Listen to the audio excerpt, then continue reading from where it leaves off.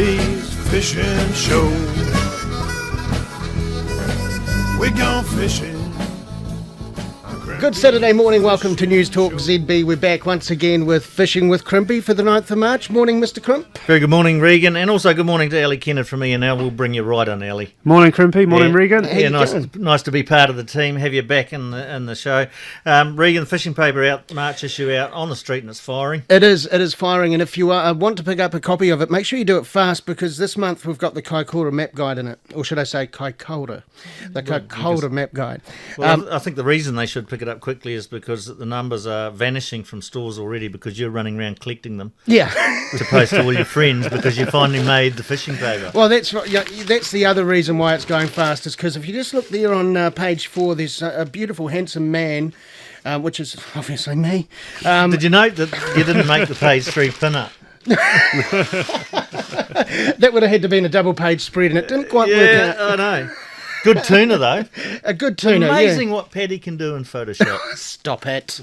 No, so, there's that, the beautiful men in there on page 4, but also the Kaikoura map guide. This is in conjunction with the Kaikoura Boating Club's fishing competition, which is coming up Easter Saturday. Now, that's relatively new, but I understand it's growing from strength to strength. It is, and it's going to be a good weekend. $25 for a boat, $20 for an adult, $10 for a child. You can just go to kaikouraboatingclub.org.nz for your entry form there. Well, better still, grab a copy of the fishing paper and have a look at the back page because it's got all the details there. And if you're thinking of going fishing, Kaikoura's got deep water, and possibly the reason we invited you in, Ali, today is because you know all about deep water. I do my best to, yeah. Yeah, well, you're very knowledgeable. I mean, that column that you run, courtesy of E&L and the fishing paper on page 2, has proved really popular because it's been going since the paper started. It has. I think it's been going, well, as you say, since the paper started, and I took it over 4 years ago. So have you been here that long? Yeah, well, I've been with E&L 5 and took the paper over after 1 year. So it's Wow. been 4 years I've been going on it for. Yeah, and now you're what's your title? The manager? The branch manager. Branch now. manager Yeah. for Nelson. So Furuno, a recognised brand name in electronics in the marine industry. Some people might sort of associate more for commercial, but they've really gone into the recreational big time, haven't they? They have. They focused on the commercial for many years, and they're just starting to get back into the recreational market, and we've got some new sounders released this year and some new GPS combination units with sounders in there as well.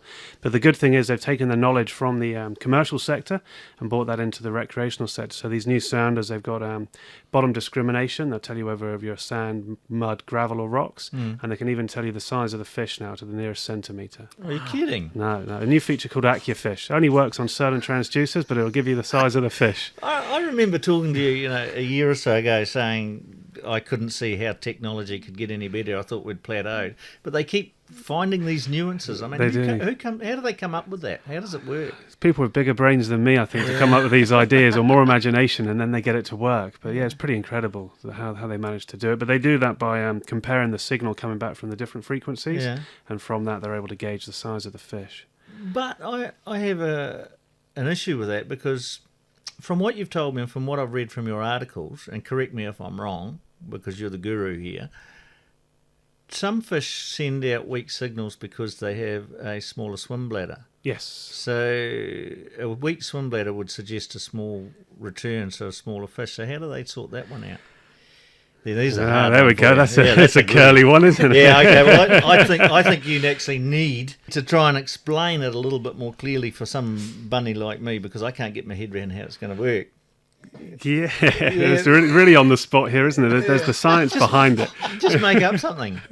They've got like a little man inside with a ruler. Yeah. The different although they give off a different strength frequency, it also comes back in a slightly different pattern. So they analyse the pattern, and it's more from that rather than the strength of the echo that comes back. Good comeback. Good comeback indeed. All right, we're going to come back in a moment. We're going to take a short break. More in a mo.